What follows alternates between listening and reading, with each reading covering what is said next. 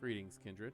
I am Voivode Maquette, and welcome to our World of Darkness, where today it is Metaplot Monday, and we're going to go over a portion of the overarching story within the World of Darkness. That being said, today we're going to take a look at the Loresheets, one in particular.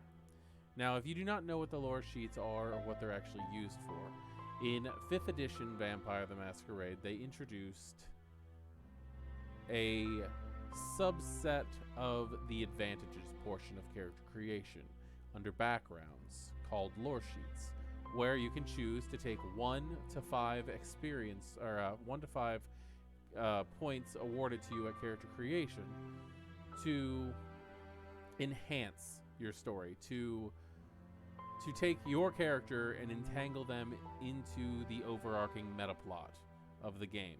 Now, a wise storyteller would definitely limit how many of these people can take to enhance their character, because we don't want it to go too far. But they all have different advantages or even disadvantages depending on what you take. Because this is not truly to just make your character get better, but it's to enhance the story overall. This gives the player characters the ability to take a portion of the overall meta plot of the World of Darkness that they like personally and make sure that it's going to be represented in the game that they're playing in, with storyteller permission, of course. Now, when I first started playing 5th edition, I did take portions of the meta plot and take lore sheets and attach them to SPCs or NPCs. And I'm realizing now, as I get more used to running 5th edition, that these really aren't things that you should give to most of your NPCs. Maybe 1 or 2, maybe one lore sheet to an NPC, but don't go too crazy. Although it seems like it might be interesting, these are really things for the player characters to find a way to dig that little niche in. There are ways for the player characters to go, I want to take this aspect of the World of Darkness and make it front and center. I want to be able to make it so that this holds more interest to me. This isn't an excuse for a storyteller to ram a cult plot line down their players' throats. You don't need an excuse for that. You don't need any type of ammunition for that. You are the storyteller. You write the world. You are the lore sheet. So that being said, let's jump into the first lore sheet that you find in the Vampire the Masquerade 5th edition core book on page 382. Now, I do believe that depending on when you got this book, it might be on a different page, but we're going to be looking at lore sheet for the Bahari. Now, the description of the lore sheet itself says, vampire adherents to the path of Lilith, otherwise known as Lilin or Lilitu, or Bahari, revere the progenitor vampire as primal femininity. They believe Lilith is the first usurped vampire, the mother who births the Vitae, and that all kindred are her children. Stagnant, patriarchal vampire society perpetuates the lie of Cain as progenitor. The Bahari seek enlightenment through pain and conflict, turning this masochistic urge into the strength to endure and overcome. As Lilith rebelled against God's commands and fought against her curse, her followers defeat the weakness and curses upon them to become something else. Some Bahari lead other kindred to enlightenment. Others become perfect predators. Bahari deprecate compassion in favor of fleshy pleasures, transient love, and strict parenthood over lesser kindred. As a Bahari, you fulfill the role of torturer, student, teacher, or lover to other kindred. All evidence you have seen points to Lilith as the first usurped vampire. Or perhaps you secretly adhere to the Church of Cain and and gnaw at the Bahari from inside out. That is a very good thin introduction to the Bahari. The Bahari are such an interesting cult of kindred, and it is very much a Cainite heresy. It is not the Cainite heresy, but the Sabbat hate them. The Camarilla hate them. The Sabbat hate them because they are directly against the idea that Cain was the first vampire. The Camarilla are against them because they are preaching dogma, and the Camarilla do not deal with dogma. They deal with politics. Now, the Sabbat are an interesting one because a lot of Bahari belonged to the Sabbat in the old days. The path of Lilith was something that was prominent within the Sabbat. Now, it wasn't big. There weren't hundreds of followers within the Sabbat, within the Sword of Cain, that followed Lilith, but they were there because they knew that they could get away with their activities, with their sadomasochistic behaviors, with their torture. No one was going to beat an eye in the Sabbat until they found out exactly who they were worshiping in the process. And the idea that the Bahari just infiltrate, not in mass to take over or anything like that, but they're always looking for more adherents. They're always looking for those who are going to be loyal to Lilith, who are not satisfied with the stereotypical Cain mythology of kindred society. They don't even believe that Cain was the first kindred. They believe that he stole his power from Lilith, if he existed at all. And that the very first vampire was in fact Lilith. Which, even reading the Book of Nod myself, can you really doubt them for saying that? Even the book Revelations of the Dark Mother, which is said to have been released in the early 90s and circulated through kindred dark circles or even human groups, is an interesting thing, a very interesting depiction of kindred history. Now, as a lore sheet goes, there are 5 levels. They're 1 through 5, and you do not progress through them. It's not like a discipline. You don't go, oh, I have level 1, I'm going to proceed to level 2 and then to level 3. Those are how many points you have to pay for that individual thing. If I buy First Cursed, which is the level 5 Bahari lore sheet advantage, it's not going to tell me that I also get 4, 3, 2, and 1. I just get 5. So keep that in mind when you're building your characters, or when people are bringing you characters to approve for your game, that they don't get all of it, and make sure they know that. Now, as I said, there is a degree system here, 5 degrees of the Bahari on this simplistic level. And I think we should, over time, get into more of the detailed quirks and practices and rituals of the Bahari themselves. But for right now, let's stick with what this page has to say, what this individual lore sheet. Level 1 is a dangerous reputation. The Bahari intimidate vampires not of their order. Vampire believers in the Cainite mythos feel uncomfortable in your presence.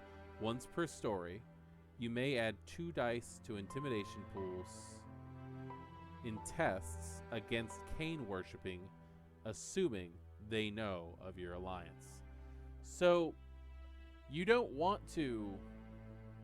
This is a last-ditch effort of escape, of intimidation, of torture. If you know you're going to kill someone, you could use this as a way of frightening someone, at least a way of starting to frighten someone.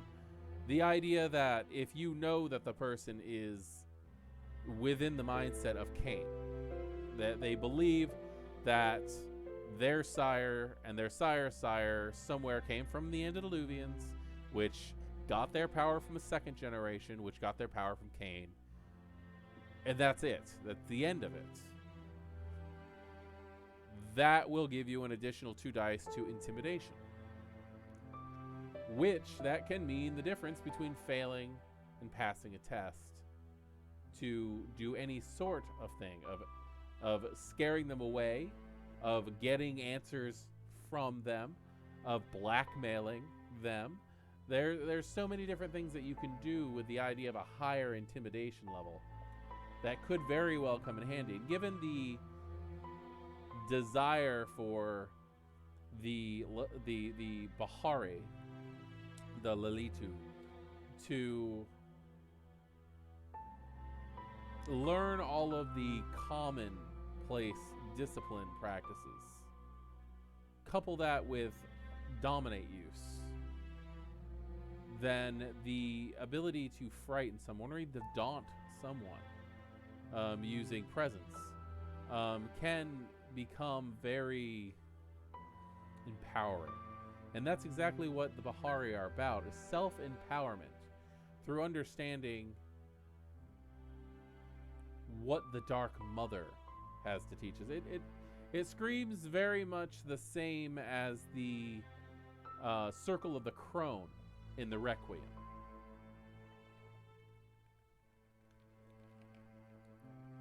Now also, in that it says that once per story.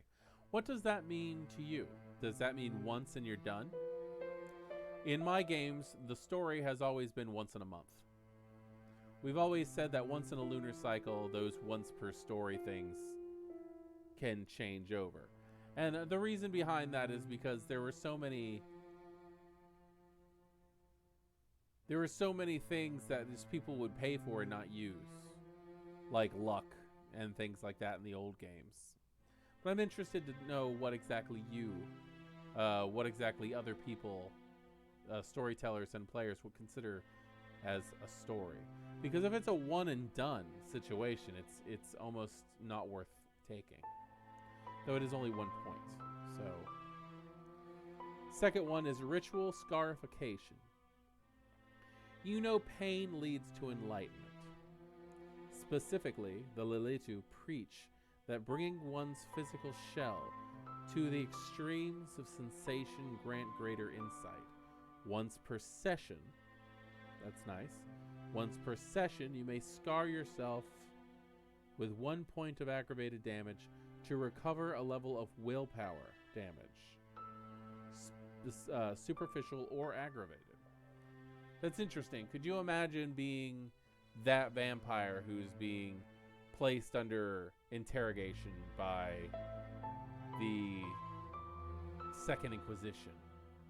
Or perhaps the Camarilla has found out what you are, or the Church of Cain has found out what you are, that you worship Lilith, and have decided that they're going to keep you, and they're going to drain your will, that they're going to berate you until the point that you just don't have a sense of self anymore.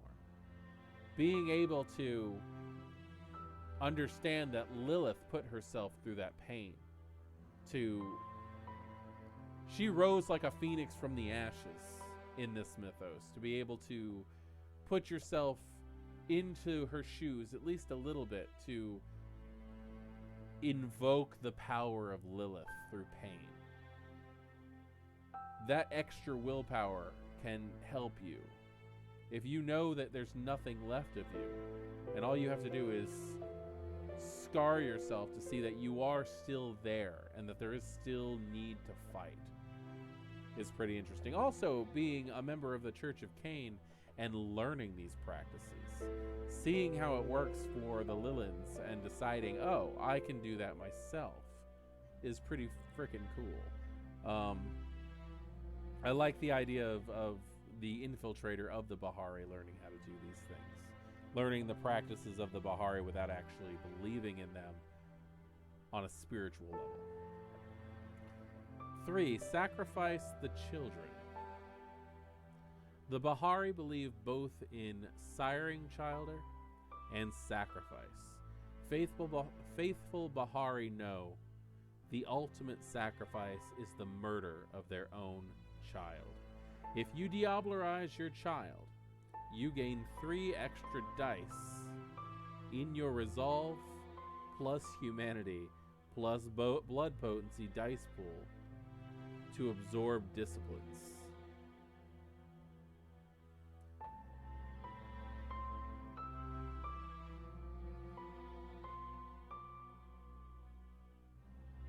It's a little messed up. Lilith was not exactly known as the best mother, as it is the mother of monsters. And I can see her maybe an adherent to the Bahari who decides that their child is going to learn a different way than them, that they perhaps get a consensualist in a different predator type, so that their disciplines are slightly different. And you send them off and you let them do their own thing, and you have this planned out that you're going to allow your childer to branch off in different directions, that you're going to start a cult of personality around yourself so that you are in charge, that they worship you, and that eventually, when you call them back, when you believe that your childer has become strong enough for you, you are going to call them back, and in an act of devotion, because you are going to put them through torture, you're going to put them through pain, you're going to teach them that pain releases divinity in yourself, that they're going to willingly bare their throats, maybe not to die, maybe not to be not to be diablerized, but they don't know you're going to take it that far. And with this, you get 3 extra dice pool in seeing if you can learn disciplines from those that you diablerize, as long as they're your childer. It kind of reminds me of The Witcher, the show. Unfortunately, I'm not that big of a fan of The Witcher itself, but I did see that one scene where the sorceresses are called in to be ascended, and they're turned into eels and dumped in to power the magic for the rest of them. You are using your childer to go off and learn and then power you. You are that source of energy. Besides, when you're done, you can possibly find childer that will carry on better for you. Why are you going to diablerize childer over and over again who have the same powers? Eventually, you're just going to be able to know everything through them. So you can continue to destroy what you've created until the foundation is set. And then you can build them up to be stronger than the Church of Cain, than the Sabbath, and the Camarilla ever had. Long-term game is what sacrifice the children means to me. Level 4, the womb's blood. If there was no indication that this is a mature audience game, this is definitely something that points in that direction. Bahari consider fertility and sex sources of strength, with some factions placing special prominence on blood or vitae taken from the womb. Once per story, we've got that again, story. After drinking blood from the uterus, you receive an additional 2 dots in either stamina or resolve, thus increasing health or willpower by 2 until dawn. See, this is another reason why it's a month, in my opinion. Because this would be a ritual that could be done once a month by drinking the blood from the womb. Under the light of the full moon, we'll just go extra moon goddess worshipping, female power, pagan vibe more on this one. By drinking the blood or vitae from the womb, they gain extra health or extra willpower for a night. That's something that I would see could be an interesting thing to have once a month. And having your health, that you're going into battle, it's time to charge kind of thing, makes a lot of sense. In fact, I wouldn't even make the thought that it had to be done once, in the full moon or anything like that. It's just the idea of this lasts that long could make a good monthly, what am I going to use this for? Do I need this for anything? The end of the month is coming. Am I wasting this? Like, I have a chance. Like, what? This will help you to put emphasis on what needs to be done at what certain times.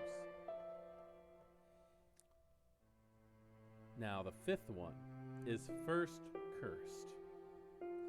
Lilith's worshippers maintain that she was the first living being cursed by God before Adam, Eve, or Cain. The Bahari strive to emulate Lilith's lesser curse, and in so doing, find their Cainite weaknesses lessened.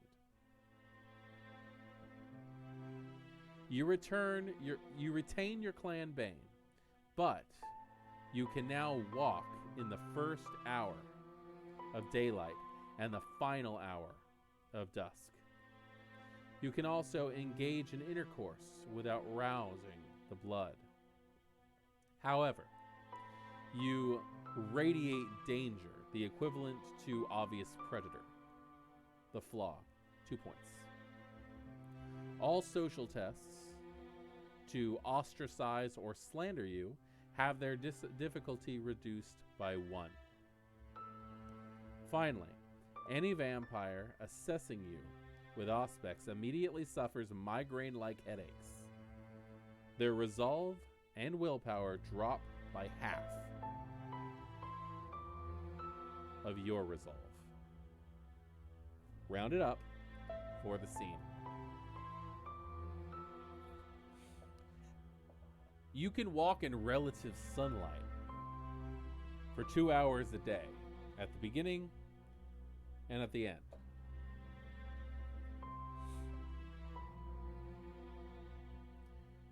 You shed off some of the worst aspects of being a vampire. Cain's curse does not affect you as much. Now, the curse placed on you by Cain, the curse of the antediluvians, those still affect you. But being able to walk around an hour after dawn or an hour prior to sunset is a pretty damn good benefit. Especially since the only thing that really happens is you're a little bit more slanderable. The idea of them being able to ostracize and slander you has a difficulty of 1, fine. Be on the good side of the harpies. Hell, convert the harpies. What better way to find out who is going to be worth having in the Bahari than having the individual who's in charge of the popularity of kindred society on your side? Be the harpy. That's probably the best thing for a Bahari to be, is to become the harpy of a city. And also that little bit of extra protection from other kindred who decide that they're gonna try to figure out what's going on with you using the mental powers of Auspex. Good. I'm glad they got hurt.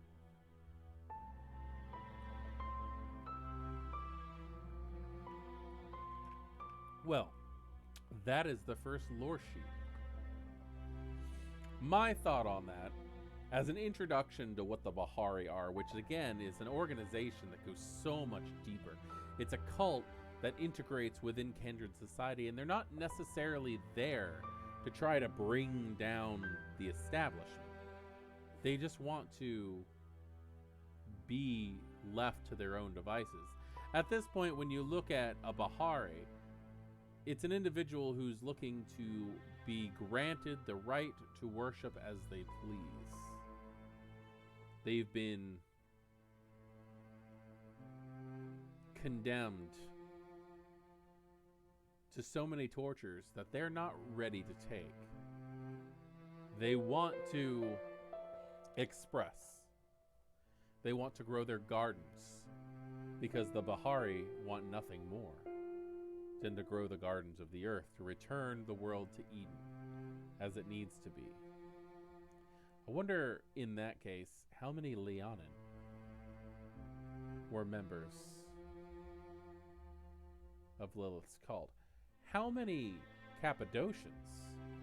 How many Hecata, specifically the Gorgons, the Lamia, the daughters of Lilith, could take this and run with it and make this the central part of their character? You don't want to completely engulf yourself to the point where your character doesn't do anything else, but having this is a dark secret for your character to wrap themselves in, to engulf their storyline in, and to have more of a meaningful thing for them. The Bahari are well represented in this lore sheet, I think, personally. I'm interested in your thoughts.